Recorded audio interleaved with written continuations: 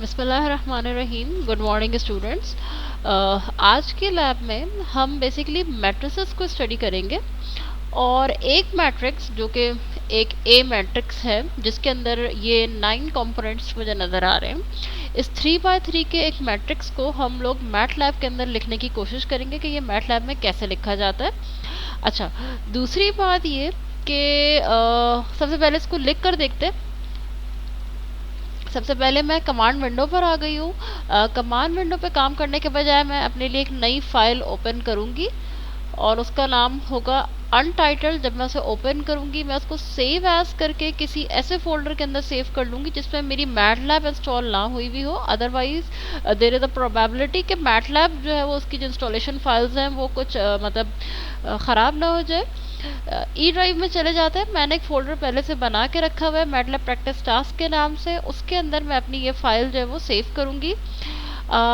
Matrices के नाम से मुझे सेव करना था, ठीक है।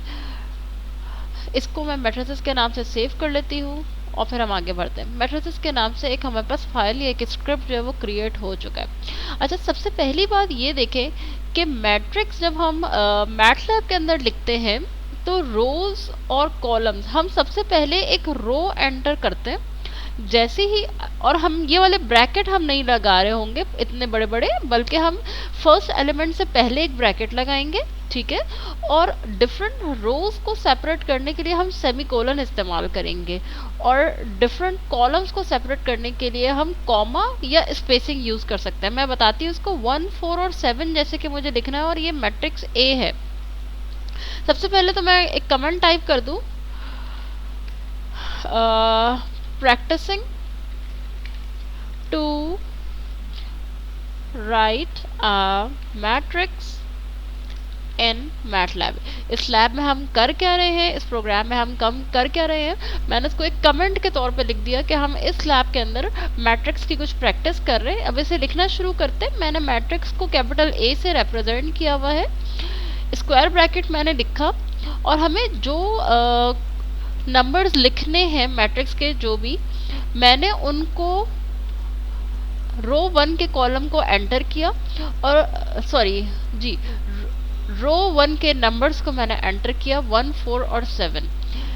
चाहे तो मैं 1, 4 और 7 को कॉमा लगा के सेपरेट कर सकती हूँ टू इंडिकेट दैट कि ये अलग अलग कॉलम्स के नंबर हैं, लेकिन मैं to keep them to keep the matrix clean, मुझे आसान ये लगता है कि मैं इनको सिर्फ स्पेस से सेपरेट करूं। स्पेसिंग जो है वो यहाँ पे ये इंडिकेट करती है कि ये एक नया कॉलम है। रो चेंज करने के लिए हमें नई लाइन में जाना नहीं है बल्कि हमें एक सेमीकोलन लगाना है। अब इस सेमीकोलन लगाने का मतलब हुआ कि मैट्रिक्स की लाइन चेंज हो गई है। सेकेंड लाइन जो यहाँ थी वो क्या थी, सेकेंड रो 2, 5 और 8 है सेकेंड रो के नंबर्स, उसको लिखते 2 स्पेस दिया 5 स्पेस दिया 8। इसका मतलब है कि जो सेकेंड रो के नंबर्स हैं वो अब हमारे पास आ चुके हैं 2, 5 और 8 की फॉर्म में। तीसरी रो पे आ जाते हैं 3, 6 और 0, ठीक है। फिर मैंने एक सेमीकोलन जो लगाया है वो ये इंडिकेट कर रहा है कि रो 2 खत्म हो गई है। अब मैंने लिख दिया 3, 5 एंड 0, यही थे 3, 6 एंड 0। 3, 6 और 0 हमारे थर्ड रो के एलिमेंट्स थे, मैंने ये लिखा है। आखिरी रो को कवर अप करने के लिए, कंप्लीट करने के लिए मैंने बेसिकली यहाँ पे ये स्क्वायर ब्रैकेट लगाया और फिर मैं एक सेमीकोलन लगाऊंगी जो इंडिकेट करेगा कि हाँ ये पूरा मैट्रिक्स कंप्लीट हो गया। तो इसका मतलब मुझे समझ में आया कि मैट्रिक्स की 3 रोज को लिखने के लिए मुझे 3 नई लाइनों में जाने की ज़रूरत नहीं है, एज लॉन्ग एज मैं एक रो कंप्लीट होने के बाद एक सेमीकोलन लगाई हूँ। यहाँ एक रो कंप्लीट हो रही है, यहाँ एक रो कंप्लीट हो रही है और फिर यहाँ पे एक रो कंप्लीट हो रही है जो हमने स्क्वायर ब्रैकेट से रिप्रेजेंट कर दी। अब तक हम लोगों ने ये कमांड यूज नहीं की, अब हम लोग ये कमांड यूज करते हैं डिस्प्ले। इसका सिंटेक्स क्या है, DISP, और ब्रैकेट के अंदर जो कुछ भी हम लिख के देंगे उसकी जो भी वैल्यू इस वक्त हमारे प्रोग्राम के अंदर होगी वो चीज डिस्प्ले हो जाएगी। मैं इसे सेव कराती हूँ, फिर हम इसे रन करके देखते हैं। अच्छा, अब मैं इसका रन का बटन दबा रही हूँ तो देखिए जो मेरा एक्चुअल मैट्रिक्स है 147258360, ये मुझे यहाँ पे प्रिंट होके नज़र आ गया है, ये यहाँ पे ये डिस्प्ले होके मुझे बेसिकली नज़र आ गया। अच्छा, नेक्स्ट टास्क में अब हम क्या करते हैं, नेक्स्ट टास्क में ये करते हैं कि मैं इसी मैट्रिक्स ए को मैं इसका ट्रांसपोज लेने की कोशिश करती हूँ। ठीक है, तो मैं एक कमेंट डाल रही हूँ। कमेंट डालने से प्लीज़ नोट कि कमेंट डालने से प्रोग्राम चेंज नहीं हो रहा। कमेंट एक ऐसी लाइन है जो कि मैटलैब ट्रांसलेट नहीं कर रहा, बल्कि उसको सिर्फ ये रीड कर रहा है कि हाँ ये कुछ कमेंट डाला हुआ है। तो इसमें मैं क्या कर रही हूँ, I am now going to transpose a matrix.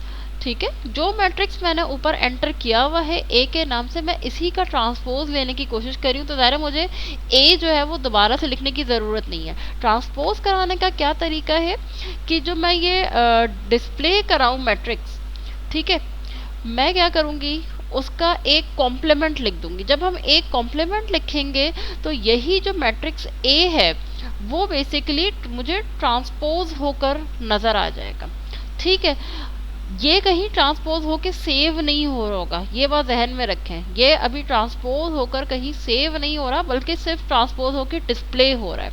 ठीक है, अच्छा मैं फ़िलहाल क्या कर रही हूँ, मैंने अब जो मेरा टोटल प्रोग्राम है वो ये है कि पहले ए एंटर किया गया, एक्चुअल ए डिस्प्ले किया जाएगा, फिर उसका ट्रांसपोज डिस्प्ले किया जाएगा। तो फॉर द टाइम बीइंग मैं ये कर रही हूँ कि मैं इस वाली विंडो को क्लियर कर रही हूँ, ताकि इस वाली विंडो को क्लियर करने से ये होगा कि एक दफ़ा मुझे एक्चुअल ए नज़र आएगा और दूसरी दफ़ा में मुझे उसी ए का ट्रांसपोज नज़र आएगा। इसे हम ज़रा सा रन करके देखते हैं। इसे अब हम रन करके देखते हैं। देखिए मुझे दो मैट्रिसेस नज़र आ रहे हैं, दो मैट्रिसेस मुझे रिजल्ट में नज़र आ रहे हैं। एक तो एक्चुअली नज़र आ रहा है 147258, दूसरा मुझे क्या नज़र आ रहा है, मुझे इसी मैट्रिक्स का ट्रांसपोज नज़र आ रहा है कि ये जो 147 है, जो रोज है वो कॉलम्स में कन्वर्ट हो गए। ठीक है, 147 अब यहाँ आ रहा है, 258 वर्टिकल आ रहा है, 360 यहाँ नज़र आ रहा है। तो इस वक्त ये जो नया मैट्रिक्स है ए कॉम्प्लीमेंट करके, ये कहीं सेव नहीं हुआ हुआ, लेकिन एटलीस्ट ये डिस्प्ले हो गया। नेक्स्ट स्टेप देखते हैं। अच्छा, नेक्स्ट स्टेप देखते हैं। नेक्स्ट स्टेप में मैं क्या बताना चाह रही हूँ, नेक्स्ट स्टेप में मैं ये प्रूफ करना चाह रही हूँ कि ये जो मैंने डिस्प्ले एक कॉम्प्लीमेंट की कमांड लगाई है, ये कमांड लगाने से मैट्रिक्स ए ट्रांसपोज होके डिस्प्ले तो हुआ है, लेकिन ओरिजिनल जो ए है उस पर कोई चेंज नहीं आया। ठीक है, तो अब मैं क्या कर रही हूँ, मैं दोबारा से एक दफ़ा सिर्फ डिस्प्ले कराती हूँ ए को। अगर ए वैसे ही डिस्प्ले हो जाता है डिस्प्ले एक कॉम्प्लीमेंट की कमांड लगाने के बाद, तो ये बात हमें प्रूव हो जाएगी कि ये कमांड लगाने से हमारा जो ए है, ए का ट्रांसपोज नहीं क्रिएट हो रहा। ठीक है, इसे सेव करते। अच्छा, और अब मैं बेसिकली एक्सपेक्ट कर रही हूँ कि 3 दफ़ा ए डिस्प्ले होगा, एक दफ़ा ओरिजिनल, फिर एक दफ़ा कॉम्प्लीमेंट होके अपना ट्रांसपोज होके, और फिर तीसरी दफ़ा फिर से ओरिजिनल। इसे हम ज़रा वेरीफाई करने की कोशिश करते। मैंने कमांड विंडो को क्लियर कर दिया, रन करके देखते। 3 दफ़ा मेरे पास जो है वो ए प्रिंट हुआ है। 147 देखें, ओरिजिनल ए के अंदर 147 था, फिर जो डिस्प्ले किया ए का ट्रांसपोज वो ये रहा, ये देखें ये 3 ट्रांसपोज आया, और जो तीसरी दफ़ा डिस्प्ले हुआ वो फिर से ओरिजिनल वही ए डिस्प्ले हुआ जो मैंने ओरिजिनल दिया था। इसका मतलब क्या हुआ कि यहाँ जो मैं डिस्प्ले ए ट्रांसपोज की कमांड लगा रही हूँ, ये बेसिकली इसको सेव नहीं करा रहा, एक कॉम्प्लीमेंट को या ए ट्रांसपोज वाले मैट्रिक्स को कहीं सेव नहीं करा रहा, बल्कि सिर्फ ये मुझे डिस्प्ले करा के दिखा रहा है। नेक्स्ट स्टेप में देखते हैं कि मैं अगर इस ए कॉम्प्लीमेंट वाली चीज़ को अगर कहीं स्टोर कराना चाहूँ तो हमारे पास क्या स्टेप होना चाहिए। अभी हम लोगों ने ये बात प्रूफ कर ली है कि ए कॉम्प्लीमेंट डिस्प्ले के अंदर लिखने से ए कॉम्प्लीमेंट होता नहीं है, ओरिजिनल ए मैट्रिक्स बरकरार रहता है। मैं अब ट्रांसपोज कराना चाह रही हूँ मैट्रिक्स ए को, लेकिन मैं चाहती हूँ कि वो कहीं सेव भी हो जाए। तो अब मैंने क्या किया, मैं ट्रांसपोज तो कर रही हूँ मैट्रिक्स को, लेकिन मैं उसको कहीं सेव कराना चाह रही हूँ। उसका तरीका क्या है कि मैंने चूज़ कर लिया B, equal to A complement, यानी कि अब मैंने एक नया मैट्रिक्स चूज कर लिया बी, और मैंने कहा बी मैट्रिक्स जो होगा वो बेसिकली ए कॉम्प्लीमेंट के बराबर होगा। और अब मैं डिस्प्ले करा लूंगी बी मैट्रिक्स को। जब मैं बी मैट्रिक्स को डिस्प्ले कराऊंगी तो देखें ए मैट्रिक्स अभी भी वहीं का वहीं है, ए मैट्रिक्स में कोई तब्दीली नहीं आई है, लेकिन ए मैट्रिक्स का ट्रांसपोज अब मैंने एक नए मैट्रिक्स में स्टोर करा लिया है और उसका नाम है बी। जब कभी मैं बी को डिस्प्ले कराऊंगी तो वहाँ ए का ट्रांसपोज होगा, यानी कि अब ए का ट्रांसपोज किसी नई जगह सेव हो गया है, वो है बी मैट्रिक्स। ठीक है, इसके लिए मैं अपनी विंडो को क्लियर करती हूँ। ठीक है, इसे हम रन करने की कोशिश करते हैं। इस अब ये पूरा प्रोग्राम जो है वो बेसिकली एक साथ रन हो रहा है। जरा ये ध्यान में रखिएगा कि ए की वैल्यू दी, एक दफ़ा वो ओरिजिनल ए को डिस्प्ले करेगा, फिर ए का कॉम्प्लीमेंट बी में सेव कराएगा और बी को डिस्प्ले करा देगा। Let us see this, run करते।